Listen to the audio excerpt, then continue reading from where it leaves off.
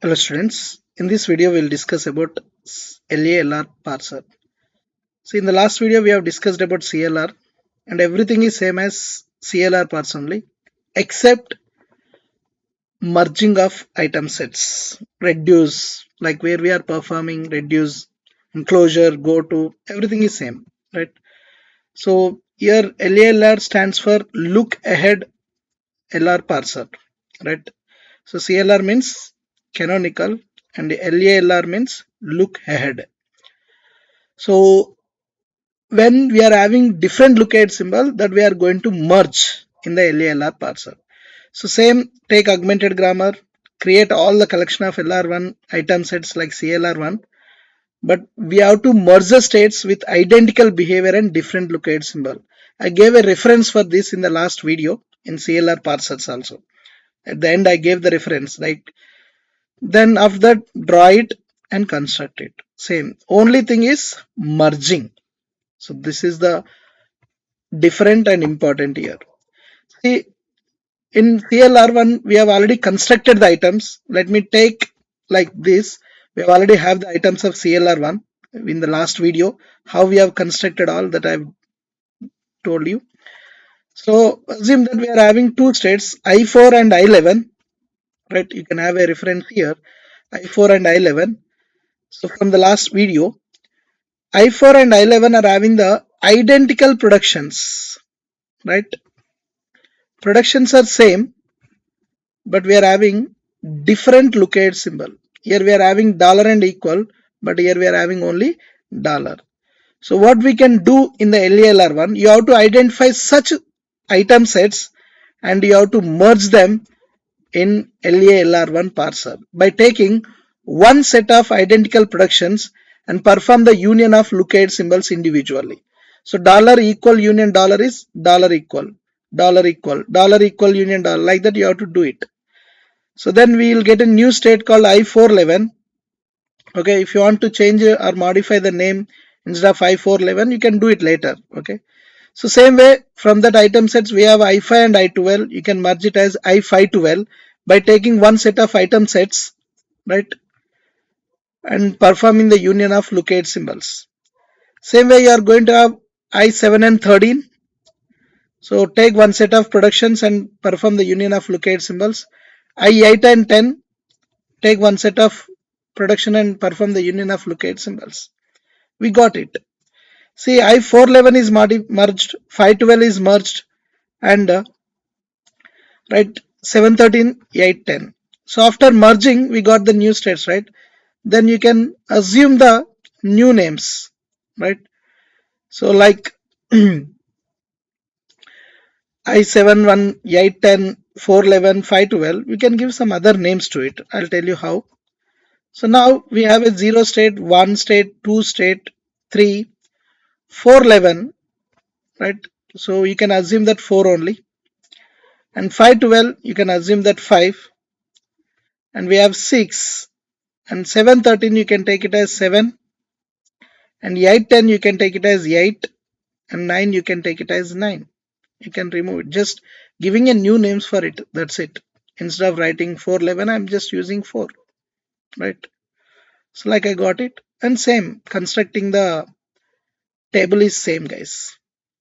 See, in 0, we don't have any complete item. All are shift. Yes, listen here once again, as we have discussed in the CLR. See, in 0th row, capital S we are going to 1. So 0, S we are going to 1. No action, because this is action table and this is go to table. You are not going to perform any actions here, and you must perform at least one action. Like all the empty cells are errors. Shift, reduce, accept, or error. You have to perform at least one action, right? At least one action. So then capital S go to part 1, no need to specify the shift action. Capital L 2, capital R 3, star terminal, right? We are going to 411, that is nothing but 4, you can write S4. So 0th state star, you can write S4 like this. Then ID we are going to 512, that is given as I5 only, so you can write S5. S5. And coming to this I1, we have a complete item, but that is augmented, so to perform accept where in the locate symbols. So that's the reason we have performed here. In I2 we have a incomplete, like equal we are going to I6. You can write I2 equal S6. I2 equal S6. And we have a complete item. So then where we have to perform in the dollar column, we have to perform. Second row dollar column. Second row dollar column perform reduce action. The number of that production is 5. R10 stale production number is 5. You can use it. Same with third complete item, you have to perform reduce. Which column? Dollar. Third row dollar column. Third row dollar column perform. What is the number of this? S tends to R2. You can write R2. Like you don't need to worry about these numbers, guys. Right? What you can give whatever the number you want here, and that has to be specified. Then same way I4. So now we have no complete items. So dot R we are going to S73. You can write 7, 4, 7. Capital L 8. Star we are going to I4. Then you can write S4, ID S5. Same thing like CLR1 parser, whatever we have done there. Just what we are doing before that, merging. Guys, everything is same. Constructing the items, closure. Right? See, guys. Right? See, we are moving equal. The dot will be moved here and R. So for R, we have a production. Add the productions and find the locate symbols.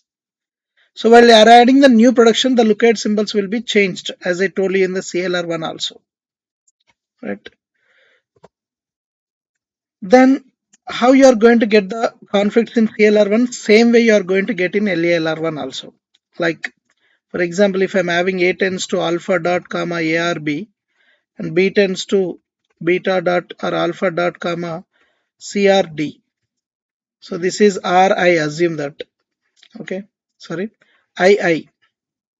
You can assume Rx, Ry.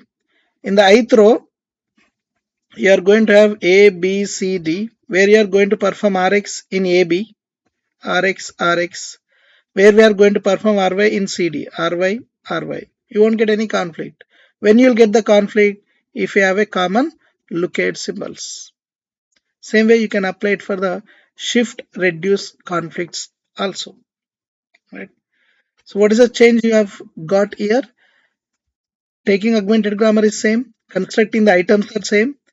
Just you have to merge the items where you are having identical productions and different locate symbols. So those states has to be merged and taken as new states. Now after that, you know how to construct the actions. Right? That is the end of the LALR parser.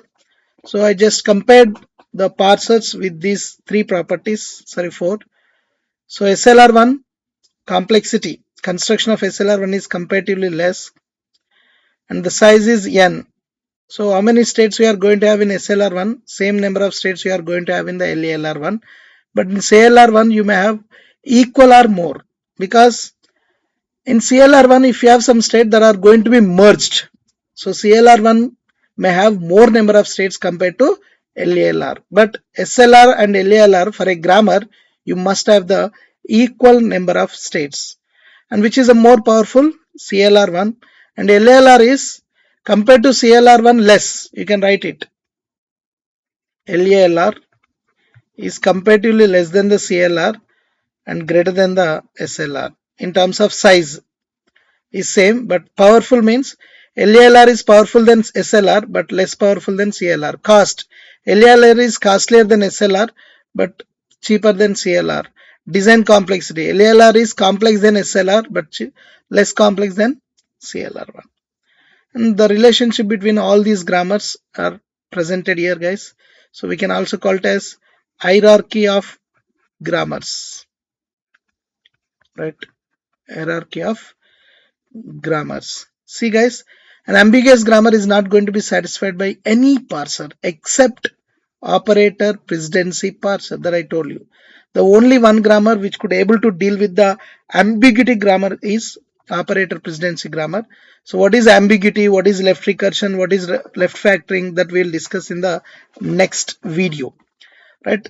So and all unambiguous grammars are not going to be represented by LR1 or LRK, because even in CLR1 also there is a possibility of conflicts. So there is a reason not all ambiguous grammars are handled by the CLR1, right? So then the relationship LR0, SLR1, LALR1, this CLR1, as I told you, it can be treated as LR1 simply, and LRK you may have 2 locate symbol 3, but that is not in our syllabus. Okay, and the relationship LL0, you don't need to find the first one blindly, you can replace it, no locate symbol. LL1, 1 locate symbol. LLK, K locate symbols.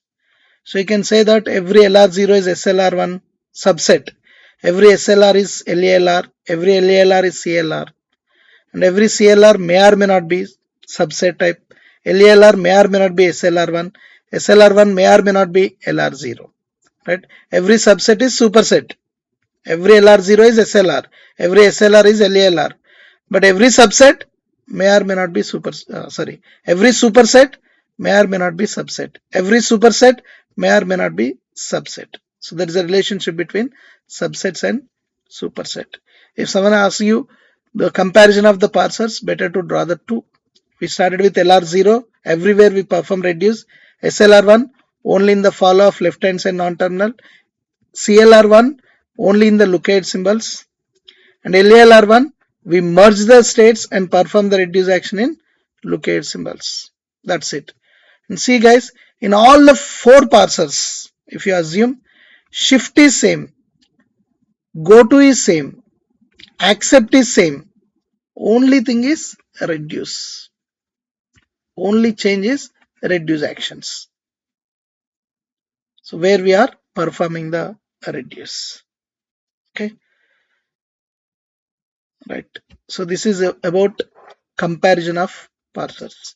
So in the next video, I will discuss about the ambiguous grammars, how we are handling, and left recursion, how to eliminate it, left factoring, how to deal with that. So that we'll discuss.